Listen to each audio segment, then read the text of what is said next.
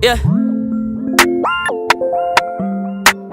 Hello everyone and welcome back to my channel. It is storming in Thailand today, so I thought to myself, what a better time to address something that's been extremely heavy on my mind for a while now. About a year ago, I made a video called Multiple Sugar Daddies, Tips and Advice. When I made this video, I was in Paris and I was very young at the time. At the moment, I am 22 years old. I am learning and growing every day. But when I made that video, I was 20 years old. In that video, I was giving a whole bunch of tips and advice for what I learned through my process of getting sugar daddies at the time when I was 20 years old. In that video, I shared a whole bunch of experiences from all around the world, but there was one comment in particular that I made that wasn't the smartest thing to say and actually dehumanized an entire country, an entire continent, and a culture. And I regret saying those things. Africa is such a beautiful country that is flourishing and has an amazing economy.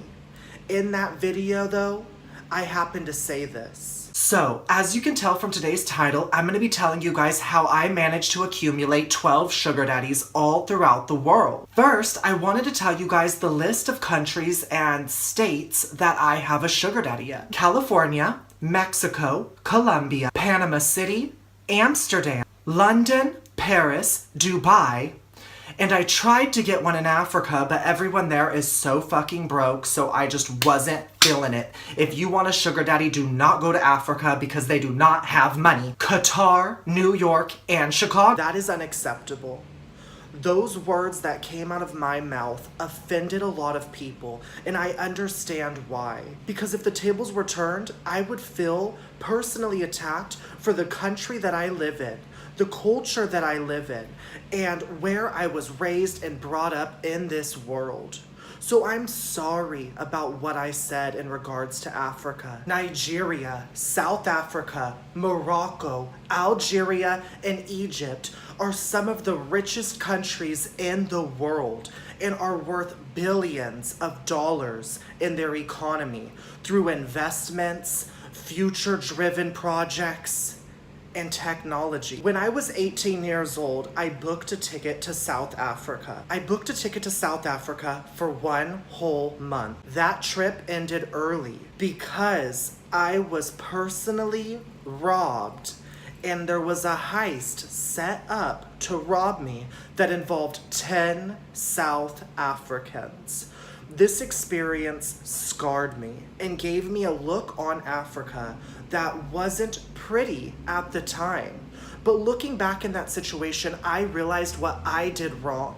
I realized how certain things that I did led up to that moment when I was tackled to the ground, taken advantage of, and robbed. If you are not careful when visiting a country, things like this can happen to you. It is so important to be aware of your surroundings, aware of the culture that you're in, to prevent things like this happening. I was robbed by an albino man that was covered in gang tattoos, and I should have known better, but I was blinded to the situation. I was already uneasy being one of the small amount of white people that are in South Africa, and I was not being careful. But because this happened to me, that doesn't give me the right to continue to have an uncomfortable feeling in regards to Africa, and it does not excuse anything that I said in that video last year. So again, I'm coming clean, and I wanted to say sorry for those things that I said that I can't take back. In just a few months, I'm heading back to Africa. We are going to be checking out Ethiopia, Morocco, and Egypt on a 1-month trip all around the country. And before I took on that trip, I had to come clean about this.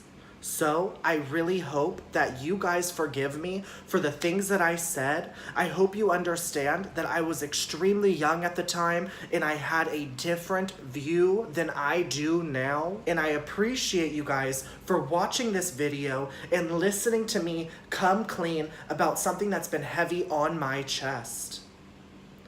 So I'll see you guys on the next video.